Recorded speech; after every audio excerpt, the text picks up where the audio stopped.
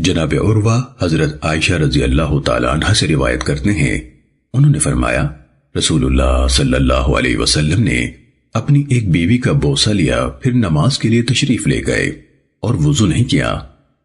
عروہ کہتے ہیں میں نے کہا وہ ضرور آپ ہی ہوں گی، تو آپ ہنس دیں۔ سننے ابن ماجہ حدیث نمبر 502۔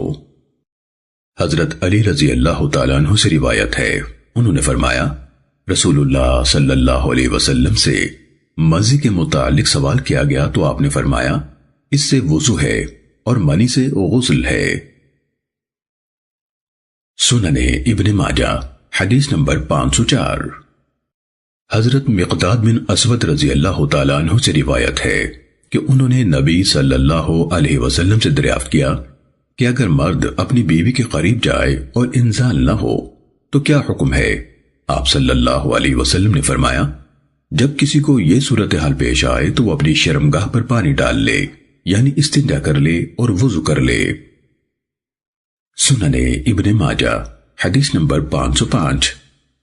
حضرت سہل بن حنیف رضی اللہ تعالیٰ عنہ سے روایت ہے، انہوں نے فرمایا مجھے مزی کی وجہ سے بہت مشقت برداشت کرنی پڑتی تھی، کیونکہ میں اس کی وجہ سے بہت کثرت سے بار بار غسل کرتا تھا۔ چنانچہ میں نے رسول اللہ صلی اللہ علیہ وسلم سے دریافت کیا تو آپ نے فرمایا تجھے اس سے وضو کافی ہے۔ میں نے کہا اے اللہ کے رسول، جو میرے کپڑے کو لگ جائے اس کا کیا کروں؟ فرمایا تجھے پانی کا ایک چلو کافی ہے، جہاں تیرا خیال ہے کہ وہ لگ گئی ہے وہاں چلو بھر پانی چھڑک دے۔ سننے ابن ماجہ حدیث نمبر 506۔ حضرت عبداللہ بن عباس رضی اللہ تعالیٰ عنہما سے روایت ہے کہ نبی صلی اللہ علیہ وسلم رات کو اٹھ کر بیت الخلاء تشریف لے گئے اور ضروری حاجت سے فارغ ہوئے، پھر چہرہ مبارک اور دونوں ہاتھ دھوئے اور سو گئے۔ امام ابن ماجہ رحمہ اللہ نے کہا ہمیں ابو بکر بن خلاد باہلی نے یحییٰ بن سعید سے، انہوں نے شعبہ سے، انہوں نے سلمہ بن کہیل سے، انہوں نے بکیر سے، انہوں نے قریب سے، انہوں نے ابن عباس کے واسطے سے نبی صلی اللہ علیہ وسلم سے اسی کے مثل روایت بیان کی۔ سننے ابن ماجہ حدیث نمبر 508۔ حضرت انس بن مالک رضی اللہ تعالیٰ عنہ سے روایت ہے، انہوں نے فرمایا رسول اللہ صلی اللہ علیہ وسلم ہر نماز کے لیے وضو کیا کرتے تھے، جبکہ ہم لوگ تمام نمازیں ایک وضو سے پڑھ لیا کرتے تھے۔ سننے ابن ماجہ حدیث نمبر 509۔ سلیمان بن بریدہ رحمہ اللہ اپنے والد حضرت بریدہ بن حصیب اسلمی رضی اللہ تعالیٰ عنہ سے روایت کرتے ہیں، انہوں نے فرمایا نبی صلی اللہ علیہ وسلم ہر نماز کے لیے نیا وضو کیا کرتے تھے۔ جس دن مکہ فتح ہوا اس دن آپ صلی اللہ علیہ وسلم نے سب نمازیں ایک ہی وضو سے ادا فرمائی۔ سننے ابن ماجہ حدیث نمبر 510۔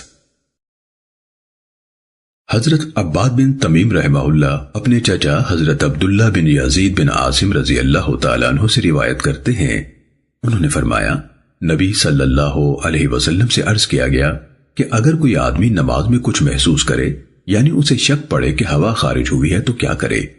تو آپ صلی اللہ علیہ وسلم نے فرمایا نہیں، وضو کرنے نہ جائے حتیٰ کہ بو محسوس کرے یا آواز سنے۔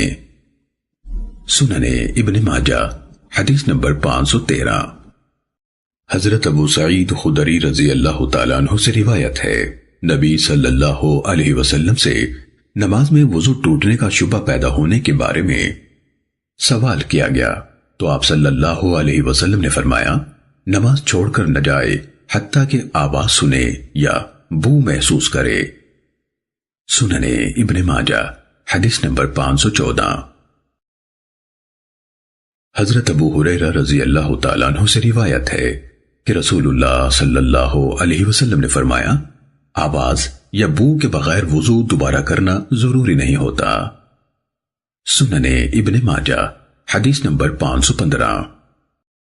حضرت عبداللہ بن عمر رضی اللہ تعالیٰ عنہما سے روایت ہے، انہوں نے فرمایا رسول اللہ صلی اللہ علیہ وسلم سے صحرا میں موجود پانی کے قدرتی تالابوں کے بارے میں پوچھا گیا جن سے چوپائے اور درندے پانی پیتے ہوں، رسول اللہ صلی اللہ علیہ وسلم نے فرمایا، جب پانی کی مقدار 2 بٹکوں کے برابر ہو جائے تو کوئی چیز اسے ناپاک نہیں کرتی۔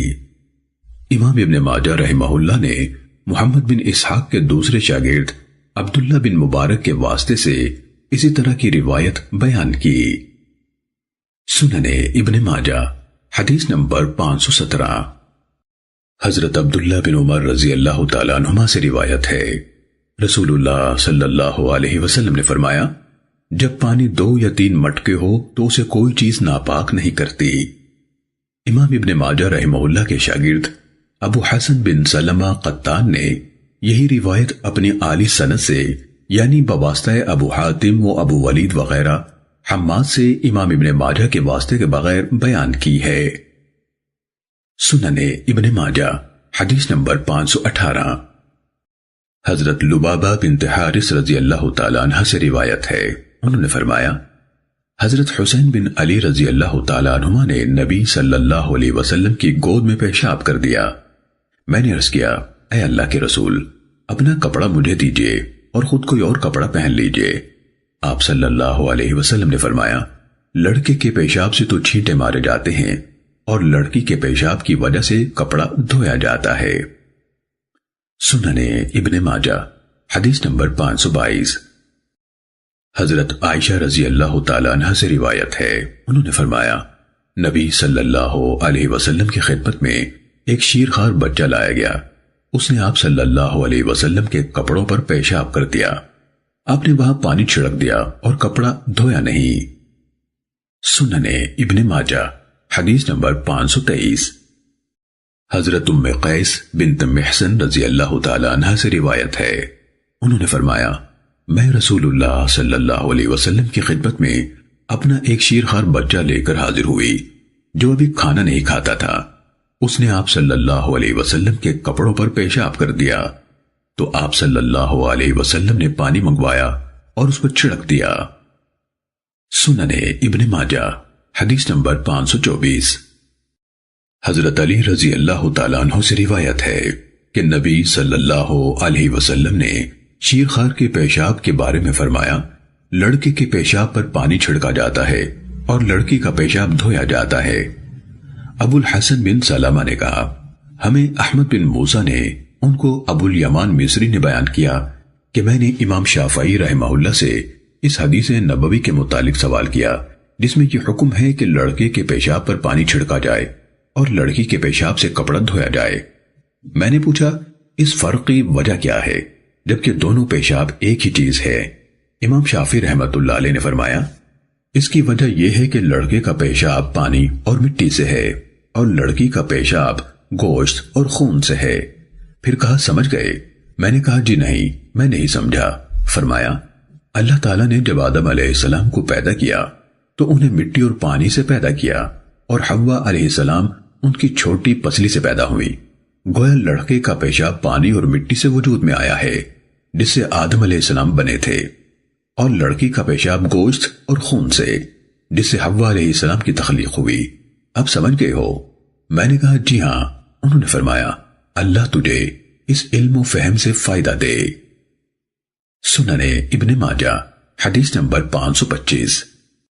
حضرت ابو سمح رضی اللہ تعالیٰ عنہ سے روایت ہے، انہوں نے فرمایا، میں نبی صلی اللہ علیہ وسلم کا خادم ہوا کرتا تھا۔ آپ صلی اللہ علیہ وسلم کی خدمت میں حضرت حسن یا حضرت حسین رضی اللہ تعالیٰ عنہما کو لایا گیا۔ وہ اس وقت دودھ پیتے بچے تھے۔ انہوں نے نبی صلی اللہ علیہ وسلم کے سینہ مبارک پر پیشاب کر دیا۔ صحابہ کرام رضی اللہ تعالیٰ عنہم نے دھونا چاہا تو رسول اللہ صلی اللہ علیہ وسلم نے فرمایا، پانی چھڑک دو، کیونکہ لڑکی کا پیشاب دھویا جاتا ہے اور لڑکے کے پیشاب سے پانی چھڑکا جاتا ہے۔ سنن ابن ماجہ حدیث نمبر 526۔ حضرت عمرو بن شعیب ام قرظ سے بیان کرتے ہیں کہ رسول اللہ صلی اللہ علیہ وسلم نے فرمایا، لڑکی کے پیشاب پر پانی چھڑکا جاتا ہے اور لڑکی کا پیشاب دھویا جاتا ہے۔ سنن ابن ماجہ حدیث نمبر 527۔ حضرت انس رضی اللہ تعالیٰ عنہ سے روایت ہے، انہوں نے فرمایا، ایک بدو نے مسجد میں پیشاب کر دیا۔ کچھ لوگ اسے روکنے کے لیے اس کی طرف بھاگے۔ رسول اللہ صلی اللہ علیہ وسلم نے فرمایا اس کا پیشاب بند نہ کرو، پھر پانی کا ایک ڈول منگوایا اور اس پر بہا دیا۔ سننے ابن ماجہ حدیث نمبر 528۔ حضرت ابو ہریرہ رضی اللہ تعالیٰ عنہ سے روایت ہے، انہوں نے فرمایا اللہ کے رسول صلی اللہ علیہ وسلم مسجد میں تشریف فرما تھے کہ ایک بدو مسجد میں آیا۔ اس نے کہا اے اللہ مجھے اور محمد صلی اللہ علیہ وسلم کو بخش دے اور ہمارے ساتھ کسی اور کی بخشش نہ کرنا۔ رسول اللہ صلی اللہ علیہ وسلم ہنس پڑے اور فرمایا تو نے ایک وسیع چیز یعنی رحمت الہی کو محدود کر دیا۔ پھر وہ اعرابی واپس پلٹا، ابھی مسجد ہی کے ایک حصے میں تھا کہ کھڑا ہو کر پاؤں ایک دوسرے سے دور کر کے پیشاب کرنے لگا۔ اسی اعرابی صحابی رضی اللہ تعالیٰ عنہ نے دین کی سمجھ آ جانے کے بعد اپنا واقعہ بیان کرتے ہوئے فرمایا میرے ماں باپ آپ صلی اللہ علیہ وسلم پر قربان ہو، آپ اٹھ کر میرے پاس آئے، مجھے نہ ڈانٹا نہ برا بھلا کہا، بس یہ فرمایا یہ مسجد ایسی جگہ ہے کہ اس میں پیشاب نہیں کیا جاتا، یہ تو اللہ کے ذکر اور نماز کے لیے تعمیر کی گئی ہے۔ پھر آپ نے پانی کا ڈول طلب فرمایا جو پیشاب پر بہا دیا گیا۔ سننے ابن ماجہ حدیث نمبر 529۔ حضرت واصلہ بن اسقا رضی اللہ تعالیٰ عنہ سے روایت ہے، انہوں نے بیان کیا کہ ایک اعرابی نبی صلی اللہ علیہ وسلم کی خدمت میں حاضر ہوا۔ اس نے کہا اے اللہ مجھ پر اور محمد صلی اللہ علیہ وسلم پر رحمت فرما اور ہم پر نازل ہونے والی اپنی رحمت میں کسی اور کو شریک نہ کرنا۔ آپ صلی اللہ علیہ وسلم نے فرمایا افسوس تو نے لامحدود کو محدود کر دیا۔ صحابہ کہتے ہیں وہ اعرابی ٹانگیں کھول کر پیشاب کرنے لگا۔ صحابہ کرام رضی اللہ عنہم نے کہا رک رک، رسول اللہ صلی اللہ علیہ وسلم نے فرمایا اسے چھوڑ دو، پھر پانی کا ایک ڈول منگوا کر اس جگہ بہا دیا۔ سننے ابن ماجہ حدیث نمبر 530۔ حضرت ابراہیم بن عبد الرحمن بن عوف کی ایک لونڈی سے روایت ہے، انہوں نے نبی صلی اللہ علیہ وسلم کی زوجہ مطہرہ ام المومنین ام سلمہ رضی اللہ تعالیٰ عنہ سے مسئلہ پوچھا اور کہا میں عورت ہوں، قمیص کا دامن لمبا رکھتی ہوں جو چلتے وقت زمین سے چھوتا ہے، میرا گزر گندی جگہ سے بھی ہوتا ہے تو کیا میں دامن دھویا کروں؟ ام المومنین رضی اللہ تعالیٰ عنہ نے کہا اللہ کے رسول صلی اللہ علیہ وسلم نے فرمایا اسے بات والی پاک زمین پاک کر دیتی ہے۔ سننے ابن ماجہ حدیث نمبر 531۔ قبیلہ بنو عبد الاشل کے خاتون رضی اللہ تعالیٰ عنہ سے روایت ہے، انہوں نے کہا میں نے نبی صلی اللہ علیہ وسلم سے مسئلہ پوچھا، میں نے کہا میرے گھر اور مسجد کے درمیان راستہ گندا اور کوڑے کرکٹ والا ہے۔ آپ صلی اللہ علیہ وسلم نے فرمایا اس کے بعد صاف راستہ بھی ہے؟ میں نے کہا جی ہاں۔ فرمایا اس سے اس کی تلافی ہو جائے گی۔ سننے ابن ماجہ حدیث نمبر 533۔ حضرت ابو ہریرہ رضی اللہ تعالیٰ عنہ سے روایت ہے کہ مدینے کی گلیوں میں سے کسی گلی میں ان کی ملاقات نبی صلی اللہ علیہ وسلم سے ہوئی اور وہ اس وقت جنبی تھے۔ وہ خاموشی سے چلے گئے۔ نبی صلی اللہ علیہ وسلم نے ان کی عدم موجودگی کو محسوس فرمایا۔ جب وہ آئے تو آپ صلی اللہ علیہ وسلم نے فرمایا ابو ہریرہ تم کہاں چلے گئے تھے؟ انہوں نے کہا اللہ کے رسول جب آپ مجھ سے ملے تو میں جنبی تھا، مجھے اچھا نہ لگا کہ نہائے بغیر آپ کے پاس بیٹھوں۔ رسول اللہ صلی اللہ علیہ وسلم نے فرمایا مومن ناپاک نہیں ہوتا۔ سننے ابن ماجہ حدیث نمبر 534۔ حضرت حذیفہ رضی اللہ تعالیٰ عنہ سے روایت ہے، انہوں نے فرمایا نبی صلی اللہ علیہ وسلم سے میری ملاقات ہوئی جبکہ میں حالت جنابت میں تھا، تو میں آپ صلی اللہ علیہ وسلم سے الگ ہو گیا اور غسل کیا، پھر نبی صلی اللہ علیہ وسلم کی خدمت میں حاضر ہوا۔ آپ صلی اللہ علیہ وسلم نے فرمایا تمہیں کیا ہوا تھا کہ مجھ سے الگ ہو گئے؟ میں نے کہا میں جنبی تھا۔ اللہ کے رسول نے فرمایا یقیناً مسلمان ناپاک نہیں ہوتا۔ سننے ابن ماجہ حدیث نمبر 535۔ جناب عمر بن میمون رحمہ اللہ سے روایت ہے، انہوں نے فرمایا میں نے حضرت سلیمان بن یسار رحمہ اللہ سے سوال کیا کہ اگر کپڑے کو منی لگ جائے تو کیا ہم صرف اسی حصے کو دھو لیں یا پورا کپڑا دھوئیں؟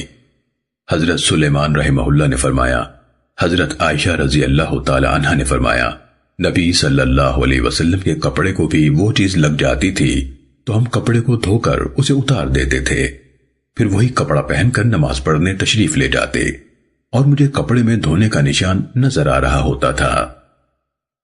سننے ابن ماجہ حدیث نمبر 536۔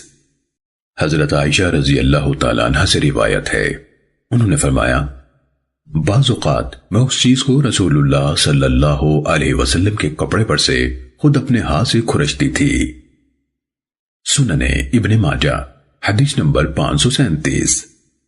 حضرت حمام بن حارث رحمہ اللہ سے روایت ہے، انہوں نے فرمایا، حضرت عائشہ رضی اللہ تعالیٰ عنہ کے ہاں ایک مہمان آ گیا، انہوں نے رات کو سونے کے لیے اسے ایک زرد لحاف دلوا دیا، اسے احتلام ہو گیا۔ صبح کے وقت اسے اس بات سے شرم محسوس ہوئی کہ وہ کپڑا اس حال میں ام المومنین کے پاس بھیجے کہ اس میں احتلام کا نشان ہو۔ اس نے لحاف پانی میں ڈبو کر گیلا کر کے بھیج دیا تاکہ سارا لحاف گیلا ہونے کی وجہ سے وہ نشان نظر نہ آئے، صرف متاثرہ حصہ دھونے پر اکتفا نہ کیا۔ حضرت عائشہ رضی اللہ تعالیٰ عنہ نے فرمایا، اس نے ہمارا کپڑا کیوں خراب کر دیا؟ یعنی اب یہ اتنا موٹا کپڑا کب خشک ہوگا؟ اگر وہ اسے انگلی سے کھرچ ڈالتا تو کافی ہوتا۔ میں بھی بعض اوقات رسول اللہ صلی اللہ علیہ وسلم کے کپڑے سے یہ چیز اپنی انگلی سے کھرچ دیا کرتی تھی۔ سننے ابن ماجہ حدیث نمبر 538۔ حضرت عائشہ رضی اللہ تعالیٰ عنہ سے روایت ہے، انہوں نے فرمایا، بعض اوقات مجھے رسول اللہ صلی اللہ علیہ وسلم کے کپڑے پر وہ چیز نظر آتی تو میں اسے کھرچ کر اتار دیتی تھی۔ سننے ابن ماجہ حدیث نمبر 539۔ حضرت معاویہ بن ابو سفیان رضی اللہ تعالیٰ عنہما سے روایت ہے کہ انہوں نے اپنی ہمشیرہ یعنی نبی صلی اللہ علیہ وسلم کی زوجہ مطہرہ حضرت ام حبیبہ رضی اللہ تعالیٰ عنہ سے سوال کیا، کیا رسول اللہ صلی اللہ علیہ وسلم اس کپڑے میں نماز پڑھ لیتے تھے جس میں صحبت کی ہوتی؟ انہوں نے کہا، ہاں، اگر اس میں ناپاکی کا اثر نہ ہوتا۔ سننے ابن ماجہ حدیث نمبر 540۔ حضرت جابر بن سمرہ رضی اللہ تعالیٰ عنہ سے روایت ہے، انہوں نے فرمایا، ایک آدمی نے نبی صلی اللہ علیہ وسلم سے سوال کیا، کسی نے بیوی کے پاس جاتے وقت جو کپڑا پہن رکھا ہو کیا وہی پہن کر نماز پڑھ سکتا ہے؟ آپ صلی اللہ علیہ وسلم نے فرمایا، ہاں، اگر اس میں کوئی چیز نظر آئے جو دھونے کے لائق ہو تو اسے دھو لے۔ سننے ابن ماجہ حدیث نمبر 542۔ حضرت حمام بن حارث رحمہ اللہ سے روایت ہے، انہوں نے کہا، حضرت جریر بن عبداللہ رضی اللہ تعالیٰ عنہ نے پیشاب کیا، اس کے بعد وضو کیا اور موضوع پر مسح کیا۔ انہیں کہا گیا، آپ بھی یہ کام کرتے ہیں؟ فرمایا، مجھے کیا رکاوٹ ہے کہ میں کیوں نہ کروں، جبکہ میں نے رسول اللہ صلی اللہ علیہ وسلم کو اس طرح کرتے دیکھا ہے۔ ابراہیم نے کہا، لوگوں کو حضرت جریر رضی اللہ تعالیٰ عنہ کی حدیث بہت پسند آئی کیونکہ وہ سورہ مائدہ کے نازل ہونے کے بعد اسلام لائے تھے۔ سننے ابن ماجہ حدیث نمبر 543۔ حضرت حذیفہ رضی اللہ تعالیٰ عنہ سے روایت ہے کہ رسول اللہ صلی اللہ علیہ وسلم نے وضو کیا اور موضوع پر مسح کیا۔ سننے ابن ماجہ حدیث نمبر 544۔ حضرت مغیرہ بن شعبہ رضی اللہ تعالیٰ عنہ سے روایت ہے کہ رسول اللہ صلی اللہ علیہ وسلم قضاء حاجت کے لیے تشریف لے گئے۔ حضرت مغیرہ رضی اللہ تعالیٰ عنہ ایک برتن میں پانی لے کر آپ کے ساتھ گئے۔ رسول اللہ صلی اللہ علیہ وسلم نے قضاء حاجت سے فارغ ہو کر وضو کیا اور موضوع پر مسح کیا۔ سننے ابن ماجہ حدیث نمبر 545۔ حضرت عبداللہ بن عمر رضی اللہ تعالیٰ عنہما سے روایت ہے، انہوں نے حضرت سعد بن مالک رضی اللہ تعالیٰ عنہ کو موضوع پر مسح کرتے دیکھا تو فرمایا، کیا آپ لوگ اس طرح کرتے ہیں، یعنی مسح کر لیتے ہیں، پاؤں نہیں دھوتے؟ اس کے بعد حضرت عمر رضی اللہ تعالیٰ عنہ کے پاس دونوں کی باہم ملاقات ہو گئی تو حضرت سعد رضی اللہ تعالیٰ عنہ نے حضرت عمر رضی اللہ تعالیٰ عنہ سے فرمایا، میرے بھتیجے یعنی ابن عمر رضی اللہ تعالیٰ عنہ کو موضوع پر مسح کا مسئلہ بتا دیجئے۔ حضرت عمر رضی اللہ تعالیٰ عنہ نے فرمایا، ہم لوگ رسول اللہ صلی اللہ علیہ وسلم کے ساتھ ہوتے تھے اور موضوع پر مزہ کر لیا کرتے تھے، اس میں کوئی حرج نہیں سمجھتے تھے۔ حضرت ابن عمر رضی اللہ تعالیٰ عنہما نے فرمایا اگرچہ کوئی قضائے حاجت سے فارغ ہو کر آیا ہو۔ حضرت عمر رضی اللہ تعالیٰ عنہ نے فرمایا ہاں تب بھی مسا کر لیتے تھے۔ سننے ابن ماجہ حدیث نمبر 546۔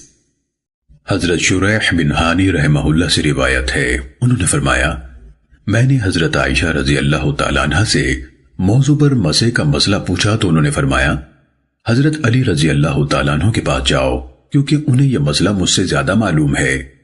میں حضرت علی رضی اللہ تعالیٰ عنہ کی خدمت میں حاضر ہوا اور ان سے مسح کے بارے میں دریافت کیا۔ انہوں نے فرمایا رسول اللہ صلی اللہ علیہ وسلم ہمیں مسح کا حکم دیا کرتے تھے، مقیم کے لیے 1 دن رات اور مسافر کے لیے 3 دن۔ سننے ابن ماجہ حدیث نمبر 552۔ حضرت خزیمہ بن ثابت رضی اللہ تعالیٰ عنہ سے روایت ہے، انہوں نے فرمایا رسول اللہ صلی اللہ علیہ وسلم نے مسافر کے لیے 3 دن کی مدت مقرر فرمائی ہے، لیکن اگر سائل مزید مدت کے لیے اجازت مانگتا تو آپ صلی اللہ علیہ وسلم 5 دن کی بھی اجازت دے دیتے۔ سننے ابن ماجہ حدیث نمبر 553۔ حضرت خزیمہ بن ثابت رضی اللہ تعالیٰ عنہ سے روایت ہے، رسول اللہ صلی اللہ علیہ وسلم نے فرمایا مسافر کے لیے موضوع پر مسح کی مدت 3 دن ہے، غالباً یہ بھی فرمایا اور 3 رات۔ سننے ابن ماجہ حدیث نمبر 554۔ حضرت ابو بکرہ رضی اللہ تعالیٰ عنہ سے روایت ہے، نبی صلی اللہ علیہ وسلم نے مسافر کو اجازت دی کہ جب وہ وضو کرے موزے پہنے پھر نیا وضو کرے تو 3 دن رات تک مسح کرنے اور مقیم کے لیے 1 دن رات مسح کرنے کی اجازت دی۔ سننے ابن ماجہ حدیث نمبر 556۔ حضرت عقبہ بن عامر جوہنی رضی اللہ تعالیٰ عنہ سے روایت ہے کہ وہ مصر سے حضرت عمر رضی اللہ تعالیٰ عنہ کے پاس مدینہ منورہ آئے۔ حضرت عمر رضی اللہ تعالیٰ عنہ نے پوچھا تم نے کتنی مدت سے موزے نہیں اتارے؟ انہوں نے کہا جمعے سے جمعے تک یعنی ہفتہ بھر۔ حضرت عمر رضی اللہ تعالیٰ عنہ نے فرمایا تم نے سنت کے مطابق عمل کیا۔ سننے ابن ماجہ حدیث نمبر 558۔ حضرت بلال رضی اللہ تعالیٰ عنہ سے روایت ہے کہ رسول اللہ صلی اللہ علیہ وسلم نے موضوع پر اور سر کے کپڑے پر مسح کیا۔ سننے ابن ماجہ حدیث نمبر 561۔ حضرت جعفر بن عمرو اپنے والد حضرت عمرو بن حریث مخزومی رضی اللہ تعالیٰ عنہ سے روایت کرتے ہیں، انہوں نے فرمایا میں نے رسول اللہ صلی اللہ علیہ وسلم کو موزوں اور پگڑی پر مسح کرتے دیکھا ہے۔ سننے ابن ماجہ حدیث نمبر 562۔ حضرت عمار بن یاسر رضی اللہ تعالیٰ عنہما سے روایت ہے، انہوں نے فرمایا حضرت عائشہ رضی اللہ تعالیٰ عنہ کا ہار گر پڑا، وہ اس کی تلاش میں پیچھے رہ گئیں، یعنی اس وجہ سے قافلہ بھی رک گیا۔ حضرت ابو بکر رضی اللہ تعالیٰ عنہ حضرت عائشہ رضی اللہ تعالیٰ عنہ کے پاس گئے اور لوگوں کے رکنے کا باعث بن جانے پر ان پر ناراضی کا اظہار فرمایا، چونکہ اس مقام پر پانی موجود نہیں تھا۔ چنانچہ اللہ تعالیٰ نے تیمم کی اجازت نازل فرما دی۔ صحابی فرماتے ہیں اس دن ہم نے کندھوں تک مسح کیا۔ اس کے بعد حضرت ابو بکر رضی اللہ تعالیٰ عنہ حضرت عائشہ رضی اللہ تعالیٰ عنہ کے پاس گئے اور کہا مجھے معلوم نہ تھا کہ تم اس قدر باعث برکت ہو۔ سننے ابن ماجہ حدیث نمبر 565۔ حضرت عمار بن یاسر رضی اللہ تعالیٰ عنہما سے روایت ہے، انہوں نے فرمایا ہم نے رسول اللہ صلی اللہ علیہ وسلم کے ساتھ کندھوں تک تیمم کیا۔ سننے ابن ماجہ حدیث نمبر 566۔ حضرت ابو ہریرہ رضی اللہ تعالیٰ عنہ سے روایت ہے کہ رسول اللہ صلی اللہ علیہ وسلم نے فرمایا میرے لیے زمین مسجد اور پاکیزگی حاصل کرنے کا ذریعہ بنا دی گئی ہے۔ سننے ابن ماجہ حدیث نمبر 567۔ حضرت عائشہ رضی اللہ تعالیٰ عنہ سے روایت ہے کہ انہوں نے حضرت اسماء رضی اللہ تعالیٰ عنہ سے ایک ہار عاریتاً لیا۔ سفر کے دوران میں ایک مقام پر وہ ہار گم ہو گیا۔ نبی صلی اللہ علیہ وسلم نے چند افراد اس کو تلاش کرنے کے لیے بھیجے۔ اس دوران میں نماز کا وقت ہو گیا تو ان افراد نے وضو کیے بغیر نماز پڑھ لی کیونکہ ان کے پاس پانی نہیں تھا۔ جب وہ ہار تلاش کر کے نبی صلی اللہ علیہ وسلم کی خدمت میں حاضر ہوئے تو انہوں نے اس چیز کی شکایت کی، تب تیمم کی آیت نازل ہو گئی۔ حضرت اسید بن حضیر رضی اللہ تعالی عنہ نے فرمایا، اللہ تعالیٰ آپ کو جزائے خیر عطا فرمائے، آپ پر جب بھی کوئی مشکل آئی اللہ تعالیٰ نے آپ کو تو اس مشکل سے نجات دے دی اور اس میں مسلمانوں کے لیے کوئی برکت عنایت فرما دی۔ سنن ابن ماجہ حدیث نمبر 568۔ حضرت عبد الرحمن بن ابزہ رضی اللہ تعالیٰ عنہ سے روایت ہے کہ ایک آدمی حضرت عمر ابن الخطاب رضی اللہ تعالیٰ عنہ کی خدمت میں حاضر ہوا اور کہا، اگر مجھے جنابت کی حالت پیش آ جائے اور پانی نہ ملے تو کیا کروں؟ حضرت عمر رضی اللہ تعالیٰ عنہ نے فرمایا، نماز نہ پڑھ، جب پانی ملے گا تو غسل کر کے قضا نماز پڑھنا۔ حضرت عمار بن یاسر رضی اللہ تعالیٰ عنہما نے کہا، امیر المومنین، کیا آپ کو یاد نہیں جب میں اور آپ دونوں ایک لشکر میں تھے، ہمیں غسل کی حاجت پیش آئی اور پانی نہ ملا، اس وقت بھی آپ نے تو نماز نہیں پڑھی تھی، میں نے زمین پر لوٹ پوٹ ہو کر نماز پڑھ لی تھی۔ پھر جب میں نبی صلی اللہ علیہ وسلم کی خدمت میں حاضر ہوا تو یہ واقعہ عرض کیا، چنانچہ آپ صلی اللہ علیہ وسلم نے فرمایا، تجھے تو اتنا ہی کافی تھا، اور یہ کہہ کر نبی صلی اللہ علیہ وسلم نے دونوں ہاتھ زمین پر مارے، پھر ان میں پھونک ماری اور چہرے اور دونوں ہتھیلیوں پر مسح کیا۔ سنن ابن ماجہ حدیث نمبر 569۔ حضرت عمار بن یاسر رضی اللہ تعالیٰ عنہما سے روایت ہے کہ انہوں نے جب رسول اللہ صلی اللہ علیہ وسلم کے ہمراہ تیمم کیا تو آپ صلی اللہ علیہ وسلم نے مسلمانوں کو حکم دیا تو انہوں نے مٹی پر ہاتھ مارے اور ہاتھ میں مٹی نہیں پکڑی، پھر ایک بار چہرے پر ہاتھ پھیر لیے، پھر دوبارہ زمین پر ہاتھ مارے اور ہاتھوں پر مسح کیا۔ سنن ابن ماجہ حدیث نمبر 571۔ حضرت عبداللہ بن عباس رضی اللہ تعالیٰ عنہما سے روایت ہے کہ رسول اللہ صلی اللہ علیہ وسلم کے زمانے میں ایک آدمی کا سر زخمی ہو گیا، اس کے بعد ایک دن اسے احتلام ہو گیا، اس نے صحابہ کرام رضی اللہ عنہم سے مسئلہ پوچھا تو اسے نہانے کا حکم دیا گیا، اس نے غسل کیا تو سردی کی شدت کی وجہ سے بیمار ہو گیا اور اسی بیماری سے فوت ہو گیا۔ نبی صلی اللہ علیہ وسلم کو اس واقعے کی اطلاع ہوئی تو فرمایا، انہوں نے اسے قتل کر دیا، اللہ انہیں ہلاک کرے، کیا پوچھ لینا لا علمی کا علاج نہیں؟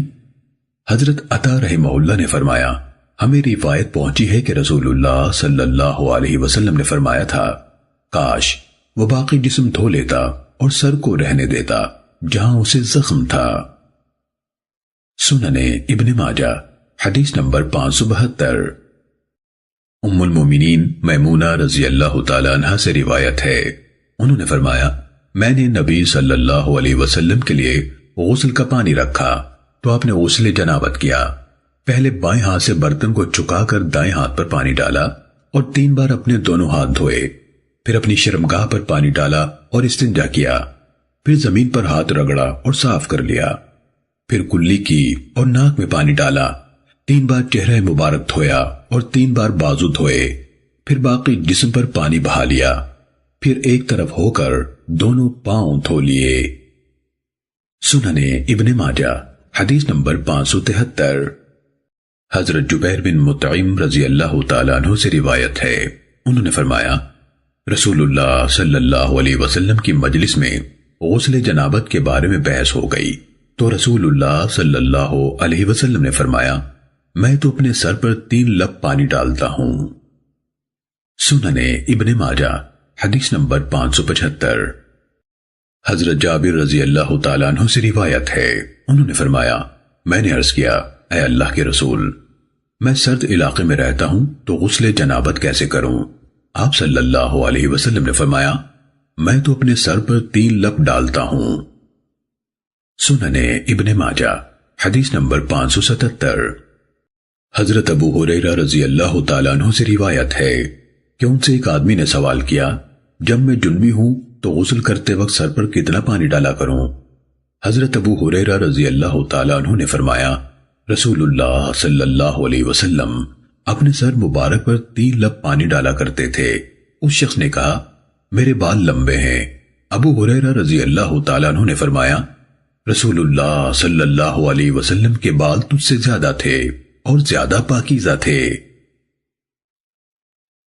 سنن ابن ماجہ حدیث نمبر 578۔ حضرت عائشہ رضی اللہ تعالیٰ عنہ سے روایت ہے، انہوں نے فرمایا رسول اللہ صلی اللہ علیہ وسلم کو جب نہانے کی حاجت ہوتی اور آپ نہائے بغیر سونا چاہتے تو نماز والا وضو کر لیتے تھے۔ سنن ابن ماجہ حدیث نمبر 584۔ حضرت عبداللہ بن عمر رضی اللہ تعالیٰ عنہما سے روایت ہے کہ حضرت عمر ابن الخطاب رضی اللہ تعالیٰ عنہ نے رسول اللہ صلی اللہ علیہ وسلم سے عرض کیا، جب ہم میں سے کوئی شخص حالت جنابت میں ہو تو کیا وہ سو سکتا ہے؟ آپ نے فرمایا ہاں، جب وضو کر لے تو سو جائے۔ سنن ابن ماجہ حدیث نمبر 585۔ حضرت ابو سعید خدری رضی اللہ تعالیٰ عنہ سے روایت ہے کہ وہ رات کو جنبی ہو جاتے تھے، پھر سونا چاہتے تھے تو مسئلہ پوچھنے پر رسول اللہ صلی اللہ علیہ وسلم نے انہیں حکم دیا کہ وضو کر لیں پھر سو جائیں۔ سنن ابن ماجہ حدیث نمبر 586۔ حضرت ابو سعید رضی اللہ تعالیٰ عنہ سے روایت ہے کہ رسول اللہ صلی اللہ علیہ وسلم نے فرمایا، جب کوئی شخص اپنی بیوی کے پاس جائے پھر دوبارہ جانا چاہے تو وضو کر لے۔ سنن ابن ماجہ حدیث نمبر 587۔ حضرت انس رضی اللہ تعالیٰ عنہ سے روایت ہے کہ نبی صلی اللہ علیہ وسلم تمام بیویوں کے پاس جانے کے بعد ایک ہی غسل کر لیتے تھے۔ سنن ابن ماجہ حدیث نمبر 588۔ حضرت ابو رافع رضی اللہ تعالیٰ عنہ سے روایت ہے کہ نبی صلی اللہ علیہ وسلم ایک رات تمام ازواج مطہرات کے پاس گئے، آپ ان میں سے ہر ایک کے گھر میں غسل کرتے رہے۔ کسی نے عرض کیا، اے اللہ کے رسول، آپ ایک ہی غسل کیوں نہیں کر لیتے؟ آپ صلی اللہ علیہ وسلم نے فرمایا، اس طریقے میں صفائی، پاکیزگی اور طہارت زیادہ ہے۔ سنن ابن ماجہ حدیث نمبر 590۔ حضرت عائشہ رضی اللہ تعالیٰ عنہ سے روایت ہے، انہوں نے فرمایا رسول اللہ صلی اللہ علیہ وسلم کو جب غسل کی حاجت ہوتی اور اسی دوران میں آپ کچھ تناول فرمانا چاہتے تو کھانے سے پہلے وضو کر لیتے۔ سنن ابن ماجہ حدیث نمبر 591۔ حضرت عائشہ رضی اللہ تعالیٰ عنہ سے روایت ہے کہ جب نبی صلی اللہ علیہ وسلم حالت جنابت میں غسل کرنے سے پہلے کچھ تناول فرمانا چاہتے تو اپنے ہاتھ دھو لیتے۔ سنن ابن ماجہ حدیث نمبر 593۔ حضرت عبداللہ بن سلمہ رحمہ اللہ سے روایت ہے، انہوں نے فرمایا میں حضرت علی بن ابو طالب رضی اللہ تعالیٰ عنہ کی خدمت میں حاضر ہوا۔ انہوں نے مسائل بیان کرتے ہوئے فرمایا رسول اللہ صلی اللہ علیہ وسلم بیت الخلاء میں جاتے، قضاء حاجت سے فارغ ہو کر باہر تشریف لاتے تو ہمارے ساتھ روٹی گوشت بھی تناول فرماتے اور قرآن کی تلاوت بھی کرتے۔ آپ صلی اللہ علیہ وسلم کو جنابت کے سوا کوئی چیز قرآن کی تلاوت سے مانع نہیں ہوتی تھی۔ سنن ابن ماجہ حدیث نمبر 594۔ حضرت عبداللہ بن سلمہ رحمہ اللہ سے روایت ہے، انہوں نے فرمایا میں حضرت علی بن ابو طالب رضی اللہ تعالیٰ عنہ کی خدمت میں حاضر ہوا۔ انہوں نے مسائل بیان کرتے ہوئے فرمایا رسول اللہ صلی اللہ علیہ وسلم بیت الخلاء میں جاتے، قضاء حاجت سے فارغ ہو کر باہر تشریف لاتے تو ہمارے ساتھ روٹی گوشت بھی تناول فرماتے اور قرآن کی تلاوت بھی کرتے۔ آپ صلی اللہ علیہ وسلم کو جنابت کے سوا کوئی چیز قرآن کی تلاوت سے مانع نہیں ہوتی تھی۔ سنن ابن ماجہ حدیث نمبر 594۔ حضرت ابو ایوب انصاری رضی اللہ تعالیٰ عنہ سے روایت ہے، رسول اللہ صلی اللہ علیہ وسلم نے فرمایا 5 نمازیں جمعہ دوسرے جمعے تک اور امانت کی ادائیگی ان کے درمیانی گناہوں کا کفارہ ہے۔ میں نے عرض کیا امانت کی ادائیگی سے کیا مراد ہے؟ فرمایا جنابت کا غسل، کیونکہ ہر بال کے نیچے جنابت ہے۔ سنن ابن ماجہ حدیث نمبر 598۔ حضرت علی رضی اللہ تعالیٰ عنہ سے روایت ہے، نبی صلی اللہ علیہ وسلم نے فرمایا جس نے غسل جنابت میں جسم کے بال برابر جگہ بھی چھوڑ دی اور اسے نہ دھویا اسے آگ کا اتنا یعنی بہت زیادہ عذاب دیا جائے گا۔ حضرت علی رضی اللہ تعالیٰ عنہ نے فرمایا، اسی وجہ سے میں نے اپنے بالوں سے دشمنی اختیار کر لی۔ آپ سر کے بال کاٹ دیا کرتے تھے۔ سننے ابن ماجہ حدیث نمبر 599۔ حضرت ام المومنین ام سلمہ رضی اللہ تعالیٰ عنہ سے روایت ہے کہ حضرت ام سلیم رضی اللہ تعالیٰ عنہ نبی صلی اللہ علیہ وسلم کی خدمت میں حاضر ہوئی اور مسئلہ پوچھا کہ اگر عورت کو خواب میں وہ کچھ نظر آئے جو مرد کو نظر آتا ہے تو اس کا کیا حکم ہے؟ آپ صلی اللہ علیہ وسلم نے فرمایا، ہاں، جب اسے پانی نظر آئے تو اسے غسل کرنا چاہیے۔ ام المومنین نے فرمایا، میں نے کہا، اے ام سلیم، تم نے عورتوں کو رسوا کر دیا ہے، بھلا عورت کو بھی احتلام ہوتا ہے؟ نبی صلی اللہ علیہ وسلم نے فرمایا، تیرا بھلا ہو، پھر اس کی اولاد اس سے مشابہ کیوں ہوتی ہے؟ سننے ابن ماجہ حدیث نمبر 600۔